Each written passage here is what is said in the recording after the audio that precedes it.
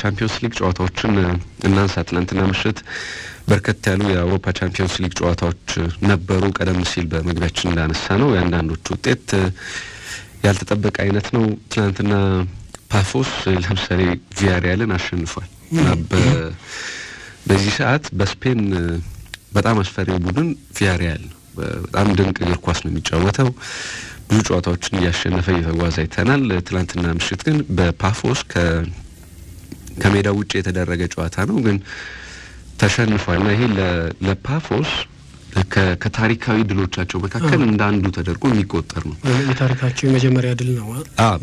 በቻምፒዮንስ ሊግ የመጀመሪያ ድል ነው እና ቪያሪያል ላይ ያሳክተውታል። ቀላል ቡድን አይደለም ቪያሪያል። ይሄ እንደ ቀልድ የተገኘ ውጤት አይደለም፣ ያለ ምክንያት የመጣ አይደለም። እንግዲህ በጨዋታው በኳስ ቁጥጥር በሙከራዎች እና በሌሎች ኤሌመንቶች ከለካ ነው ቪያሪያል የተሻለው ቡድን ነበር። ምንም ይሄ የሚጠበቅ ይመስለኛል።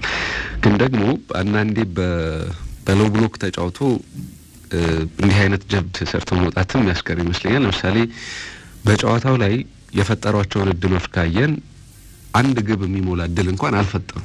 ስለዚህ በጣም ደካማ ነበሩ ማለት ነው። ግን ራሱ ቪያሪያልም ይሄንን በመከላከል ደካማ ስለነበር ግብ ተቆጥሮበት ወጥቷል።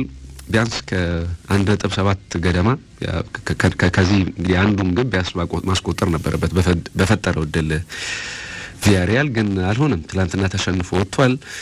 እሱ ብቻ አይደለም፣ ትላንት የነበሩ አንዳንድ ውጤቶች የሚያስገርሙ ናቸው። ለምሳሌ ካራባግ ከቼልሲ ጋር 2-2 ተለያይቷል እና በ29ኛው ደቂቃ ግብ አስቆጥሮ በ16ኛው ደቂቃ ስቴቫው ግብ አስቆጥሮ ጨዋታውን ቼልሲ መምራት ጀመረ። ግን በኋላ ላይ አንድሬዴና ያንኮቪች ግብ አስቆጠሩና ጨዋታውን 2-1 መምራት ጀመሩ እና የመጀመሪያውን አጋማሽ እንደዚያ እየመሩ አጠናቀቁ። በሁለተኛው አጋማሽ ተቀይሮ የገባው ጋርናቾ ግብ አስቆጠረና ቼልሲ ወደ ጨዋታው ተመለሰ። ግን ካራባ ከዛ በኋላ አደገኛ እድሎች ነበሯቸው ግን ማስቆጠር የሚችሉባቸው።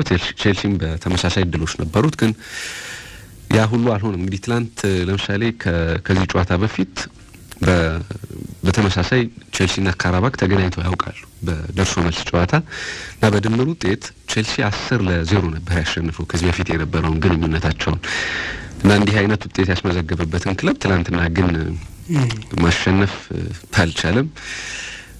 ከዛ ውጪ ለካራባክ ከእንግሊዝ ተጋጣሚዎች ጋር ውጤት ይዞ ሲወጣ 1 ነጥብ ሲያገኝ ለመጀመሪያ ጊዜ ነው። ለምሳሌ ከቶተንሃም ጋር ከዚህ በፊት ተጫውቶ ነበር። በድምሩ 4-1 ነው በደርሶ መልስ የተሸነፈው። እንዳልኩት ከቼልሲ ጋር የነበረው የ10-0 ሽንፈት ነው። ከዚያ ውጪ ከአርሰናል ጋር እንደዚሁ በቻምፒዮንስ ሊግ ተገናኝተው ነበር።